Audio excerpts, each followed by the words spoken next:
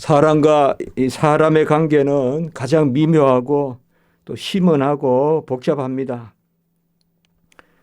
사람과 사물의 관계 혹은 사람과 사건의 관계는 언제든 우리가 사람이 중심에 섭니다. 그래서 단일 중심성 그런 말 쓸 수 있을지 모르겠는데 항상 중심이 단일합니다. 우리가 참 어려운 일을 또 비가 와서 겪고 또 참 어렵죠. 힘든 일을 겪는 분들은 그러나 차가 충돌이 되고 또 이런 많은 범람하고 또 산사태가 나고 그래도 가장 중요한 것은 사람이 중심이죠. 차가 뭐 10중 충돌했다, 15중 충돌했다. 그래도 사람이 과연 많이 다쳤는가? 이런 것은 사람 중심성입니다. 어떤 경우도 사람이 중심에 있어야지 비행기가 추락했다고 비행기 값이 얼마다 이렇게 말하는 것은 그것은 옳지 못하죠. 뭐 그게 몇천억 되는 몇 조짜리 비행기인지 몰라도 그래서 항상 우리가 사람 중심성에 그렇게 씁니다. 사람이 어떤 사물과 관계를 맺거나 어떤 사건 앞에서는 결국 사람이 중심에 서야 되겠죠. 그렇지 않은 일들이 많기 때문에 우리가 인권이란 말도 나오고 또 도덕 또 중심 이런 이야기들이 많이 거론이 됩니다. 보통 그렇게 대의는 내세우지만은 실제로는 사람이 사물 아래 가고 어떤 일에 파묻히고 일에 매몰되고 이러면 그건 참 불행한 일이죠. 그런데 사람과 사람의 관계에서는 절대 단일 중심성에 있을 수가 없습니다. 누가 누구와 관계를 맺는데 누구만 중심적이다 이렇게 해서는 안 된다는 것입니다. 사람이 다른 사람과 관계를 맺을 때 어느 일방만 중심을 잡아주면 그것은 주종관계고 노예관계입니다. 사람은 사람과 관계를 맺을 때 그 모습이 어떤 모습이든 다 중심성에 서야 됩니다. 사회 안에서 부부 간에 부자 간에 어쨌든 나만 중심이고 저쪽은 열애다. 그런 사고를 가지면 안 됩니다. 제가 오늘 말씀을 준비하면서 이미 우리가 바울은 어떻고 오네시모는 또 어떻고 빌레몬은 어떻고 여러 대화를 했습니다. 사실 빌레몬서는 어떻게 보면 사람과 사람의 관계를 다룬 것입니다. 어떤 일이 아니고 물론 복음 전도라는 대의가 있지만 이 빌레몬서만큼은 로마서나 갈라디아서나 이런 데는 복음에는 하나님의 능력이 나타나서 복음은 오직 그리스도를 믿음으로 이렇게 이제 복음이 어떤 중심성을 가지고 등장한다면 이 빌레몬서는 성경 전체를 통하여서 사람 관계 세 주체가 나타나는 것을 볼 수가 있어요. 하나님은 한 분이시고 주는 한 분이시고 성령은 한 분이시지만 우리가 이 빌레몬서를 통하여서 제가 설교를 준비하면서 그 생각을 해봤습니다.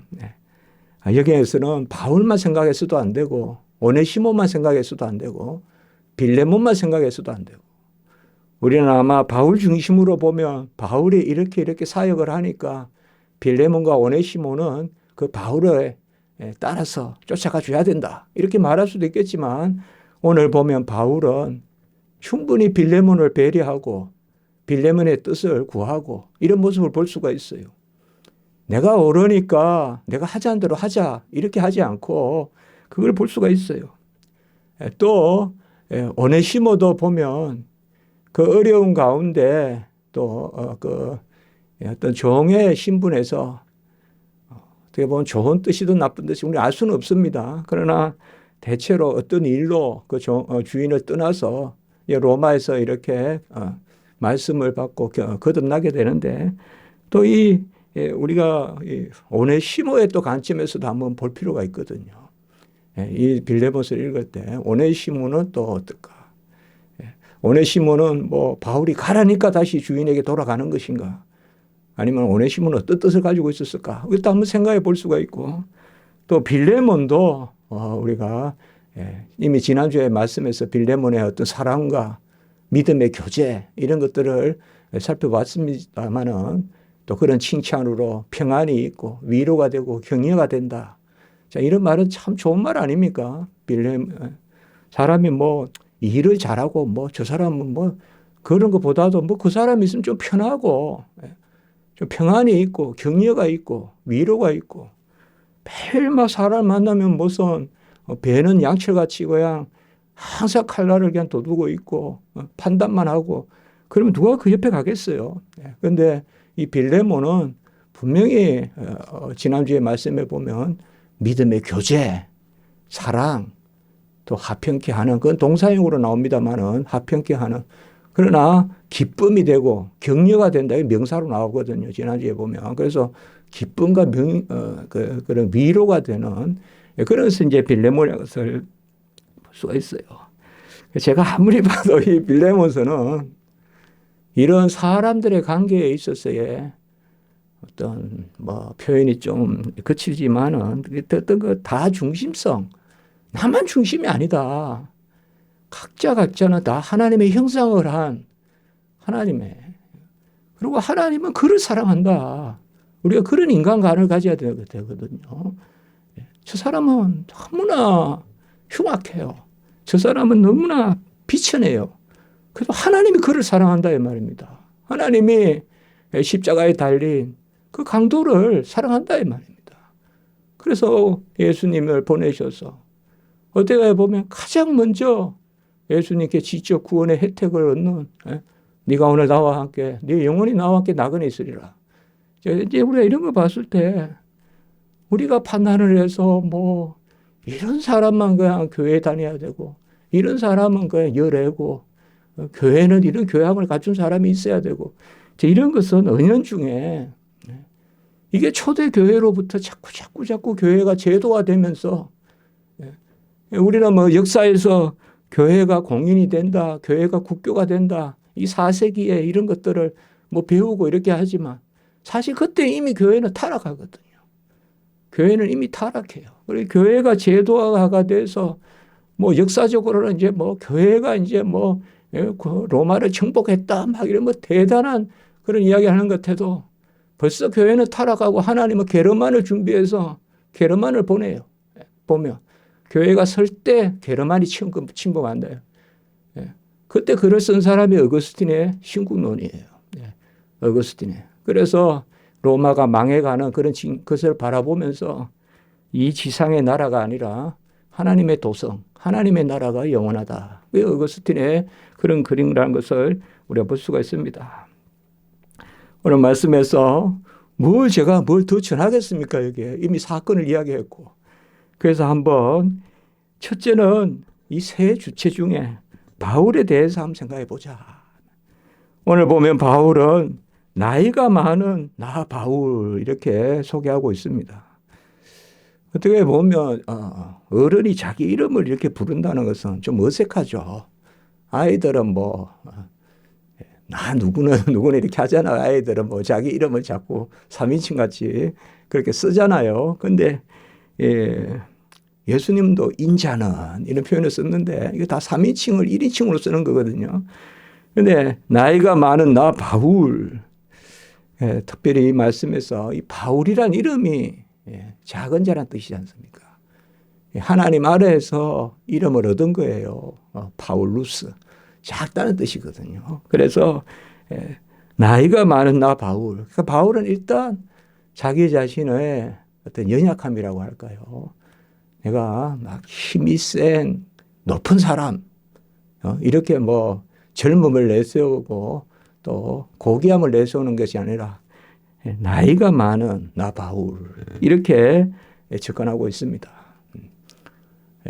우리가 나이가 많은 뭐 주눅이 들지 않겠습니까? 아무래도 또 자꾸 어디 가면 주류가 아닌 것 같고 변방에 속한 것 같고 그런 생각들이 안 들겠습니까? 그러나 여기에서 지금 바울은 나이가 많은 나 바울 9절에 그래 이야기하고 또 9절에 보면 예수 그리스도를 위하여 갇힌 자 되었다. 사실 이것은 오늘날로 쉽게 말하면 종교적 핍박을 당하고 있다. 그런 개념인데요.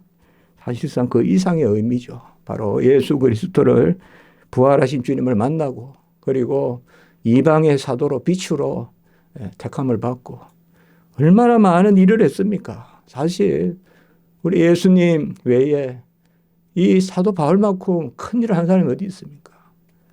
뭐 오늘날 뭐 목사님들이 큰 일을 한다 이런 말 할 수 있을지 모르겠지만 사도 바울의 발에 때만큼이라도 할 수 있겠습니까? 우리가 얼마나 뭐 할 수 있겠습니까? 사도 바울이 맞은 그 태와 장을 한 대라도 우리가 맞은 적이 있습니까? 사도 바울이 같이 물에 잠시라도 홍수 같은 이 물에 빠져본 적이 있습니까? 우리가 무슨 밤길에 야행에 복음을 전하러 산길을 넘다가 짐승을 만난 적이 있습니까? 그렇게 보면 우리가 사실 사도 바울 앞에 숙연해지죠. 그러나 그럼에도 우리가 또 나서는 것은 그가 한 일이 아니라 하나님이 하신 일이고 그가 한 일이 아니라 갈렙이 한 일이고 노연의 갈렙이 한 일이고 우리도 그런 면에서 또 담대함을 가지고 그가 한 것이 아니라 바울이 한 것이 아니라 여호수아가 한 것이 갈렙이 한 것이 다윗이 한 것이 아니라 하나님이 하신 것이다. 여호와의 열심히 만군의 여호와의 열심히 그래서 우리가 또 나서는 거죠. 그리고 10절에 보면 복음 전도로 오네시모를 낳았다. 이렇게 이야기하고 있습니다. 뭔가 모르게 이 참 바울이 자기를 그려가는 곳이 빌립보에서도 나오고 고린도후서에서도 나오고 사도 바울이 자신을 소개하는 중요한 구절들이 있거든요. 특별히 우리가 기억난다면 빌립보서 기억해 볼 수도 있고 고린도후서. 오늘 저는 여기 빌레몬서에서 또 하나 발견하게 돼요. 사도 바울이 자신을 다른 데는 좀 내가 누구보다 내가 박해를 많이 했다. 그런데 내가 이제 그런 아까도 얘기했지만 핍박당한 거 그런 이제 그런 이야기들을 많이 소개하죠. 또 나는 본래 히브리인 중에 히브리인이다. 베냐민 지파다. 이제 근데 오늘 여기는 보면 어떻게 보면 옥중에서 자신을 소개하는 그래서 나이가 많은 바울이다.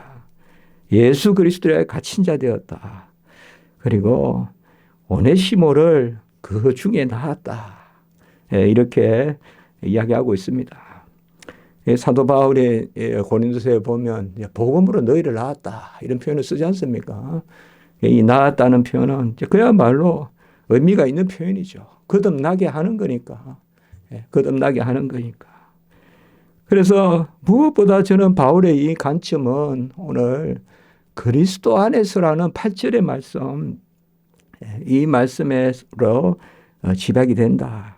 그래서 옥중 서신에 에베소서, 빌립보서, 골로새서 또 이제 빌레몬서까지 우리가 옥중 서신이라 하면 됩니다. 이 옥에서 쓴 서신들, 이 서신들의 가장 중요한 빈번한 표현이 바로 그리스도 안에서란 개념입니다. 그리스도 안에서.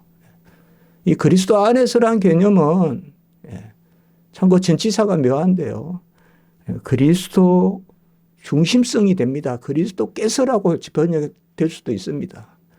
그래서 그리스도 안에서라는 것은 그리스도 주권, 그 다음에 그리스도와의 연합, 그 안에서, 그 다음에 그리스도의 은혜, 이런 개념으로 보시면 돼요. 그러니까 이게 그리스도 안에라는 이 표현은 in Christ, 헬라어로 en Christo라고 하는데 그리스도 안에서라는 것은 그리스도 주권, 그리스도께서 하신다는 빌립보서 1장 16절 같은 골로새서 1장 16절에 그렇게 쓰이거든요. 그리스도 안에서는 그리스도에게서 그리스도에 의해서 그러니까 그리스도에 의해서 그리스도와 하나가 된 가운데서 그리스도의 은혜로 이런 개념을 다 함의하는 것이 바로 이 그리스도 안에서라는 표현입니다. 그래서 그리스도 안에서라는 이 개념에서 이제 우리가 바울의 모습, 옥에 갇혔다, 나았다. 그리고 이렇게 이제 사도 바울을 잠깐 그려볼 수 있어요. 빌레몬은 이미 말씀을 드렸듯이 지난주에 우리가 5절에서 특별히 7절까지 아까도 말씀드렸지만 사랑과 믿음, 그 다음에 기쁨과 이로, 그 다음에 평안하게 한다. 이렇게 이야기하고 있습니다. 우리 성도님들은 어디가나 평안함의 요소가 되면 좋겠습니다. 제 자신도 그래 맞게 되면 좋겠고요.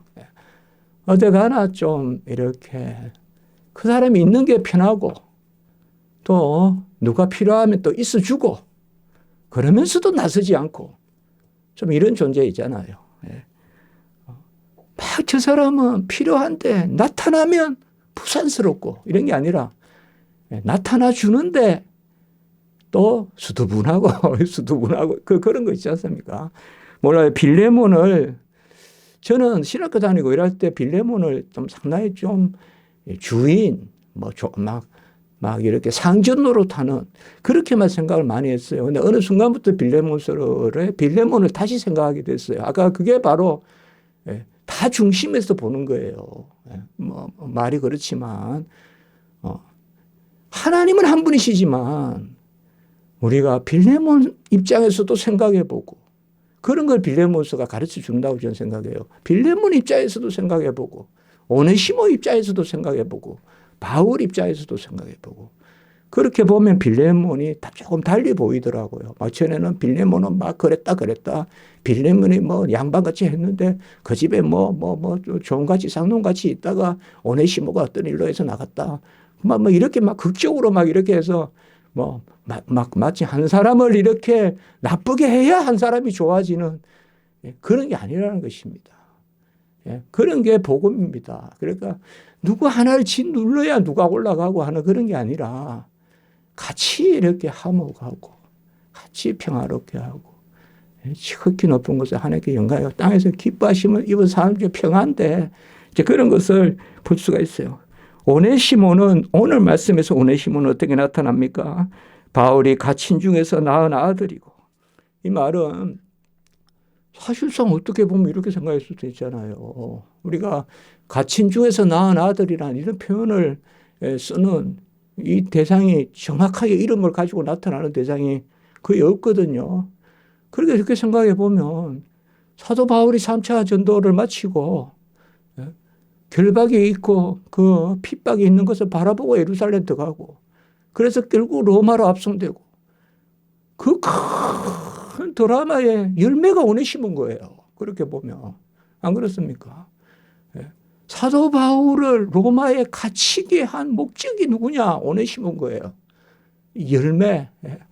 그렇게 보면 대단한 역사 그렇지 않습니까? 이게. 이 일을 위하여 사도 바울이